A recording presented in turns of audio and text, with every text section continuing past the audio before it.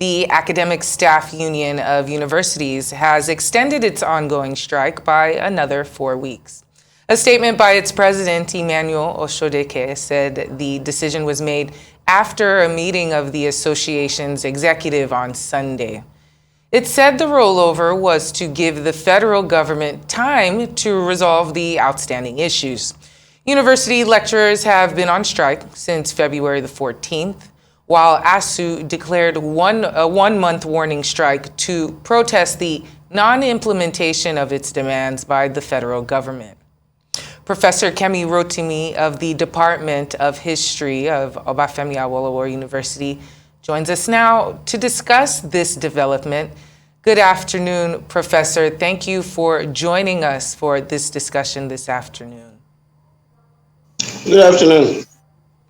All right, so we know the situation on ground. ASUU has been forced to extend its strike once again. I think this would be the third time this year. And of course, it's to implement some of these concessions with the government and giving them time to iron out the deal with the government concerning a range of issues.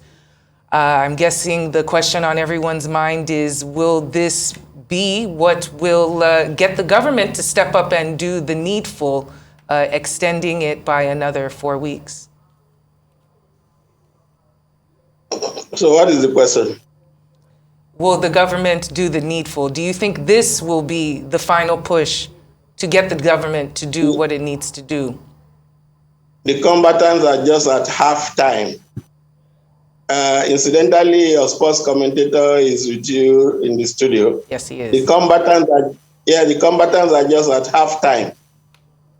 Remember 2 weeks ago, Mr. President directed that the Minister of Education should take charge, and then there's been this ding-dong about whether he was the one who gave 2 weeks deadline or it was the minister who suggested 2 weeks. But whatever it is, today makes it the full 14 days. From the ASUU release, it is clear that there has been no meeting.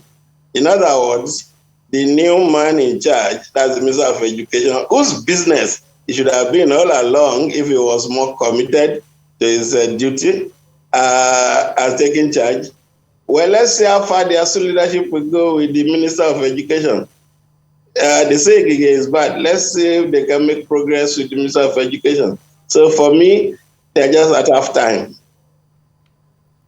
All right, halftime you say, but in the interest of the students, what do you think is a plausible solution? Because sometimes I look at the demand by ASUU and I say that realistically, all these demands cannot be met at once to be able to get the students back into the classrooms. Talk to me about this. Now, this will be my 6th intervention since March on this matter of ASUU. Just like you, your name escapes me now. Aaron is the name? Just like you, yes, Aaron. Just like you, I'm of the view that a good number of the demands cannot be met. And there are some that should not even be met. I mean, this thing about ASUU having a platform that the employer must accept to pay members, I don't know where that comes from, honestly. And the thing has now been polluted because the other groups in the system have also come up with their own platform. How many platforms will government adopt before paying workers in the university system? I think that workers should be more concerned about payment of their agreed fee regularly, and occasionally you ask for more if you must. But this is about platform, and ASUU is making that thing one of the irreducible minimums. I do not know. I will be surprised if the federal government can oblige ASUU that thing. Not when other workers in the system have now come up with their own platform. So when I talk about halftime, I know what I'm talking about. Halftime. And now, just the other day, either from the government side or from the committee side, there was this leakage of what was in the BRICS committee report. And from from what was leaked, it would appear that university teachers will now earn what the university call BEM, some huge fee, and the other workers have already got up in arms. Oh, teachers are to have an increment of 150 to 180%, and theirs is just 10%.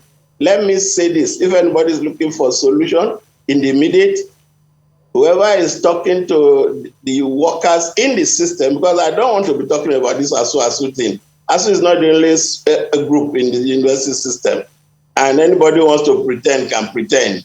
And over the years, when you make an award to ASUU, that becomes the template that the other workers in the system want to use to negotiate their own pay rise. So if anybody is looking for a solution, make sure that representatives of all of the workers in the system, and extending it to even the polytechnics and the colleges of education, are carried along in one go.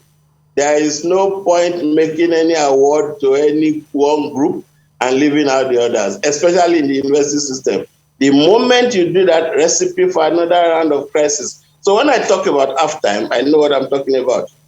I do not know what the Adamu committee is doing, but from the ASUU release, Adamu has not called any meeting and has not invited them officially to any meeting.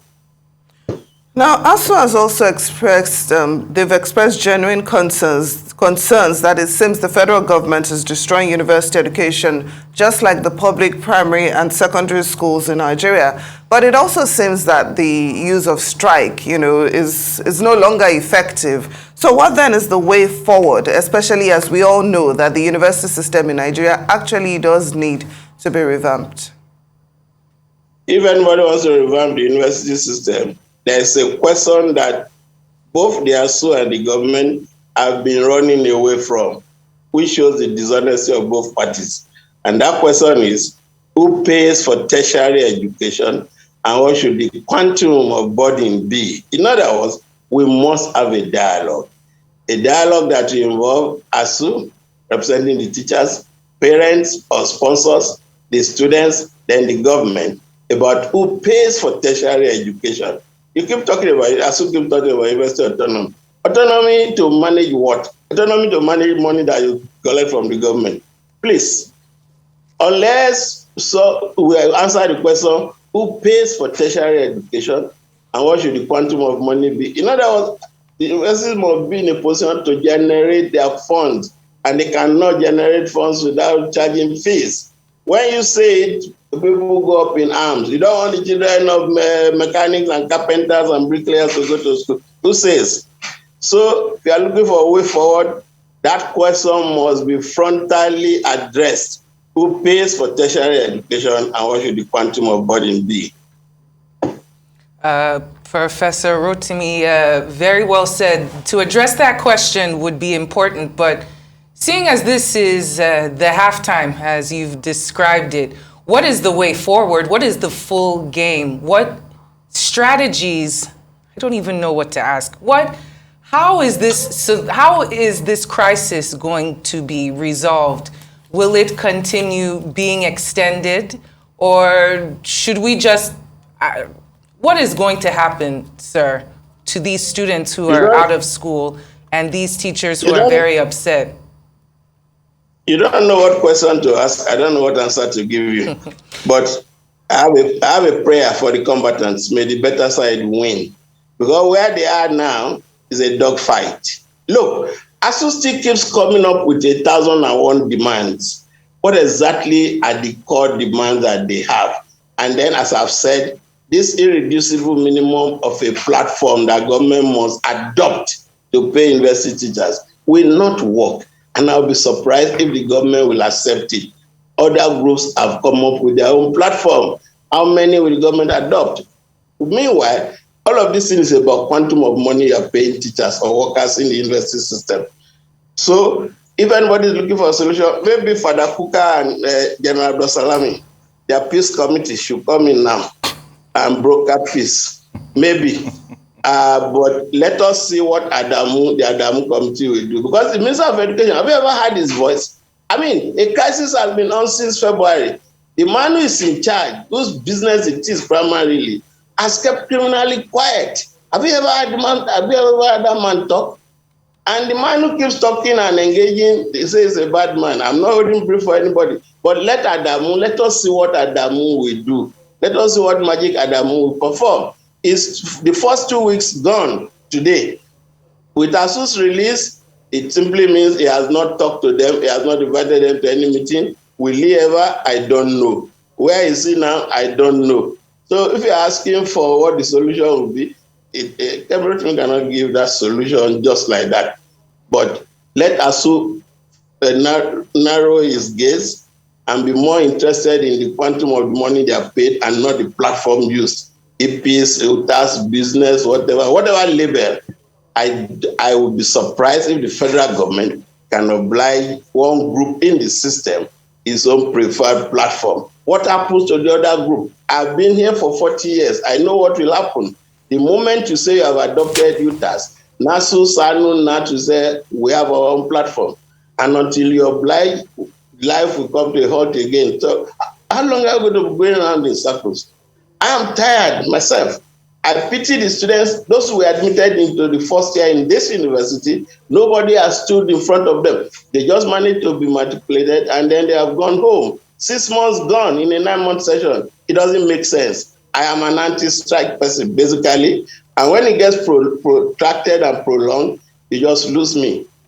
So I've stated my position. All right, you say they've lost you, but looking at it closely, the members of ASUU will say they are fighting a righteous cause to ensure that the tertiary university system, so to speak, actually is at par with some of the best universities in the world. Now the question is this: do you think the road to the El Dorado is worth the sacrifice, first of all? And secondly, talk to us about the students. You've been in the academic system, you said, for about 4 decades right now. This 168 days, how much of a loss have the students faced as we speak? Briefly. Colossal loss. Colossal loss of their precious time and lives.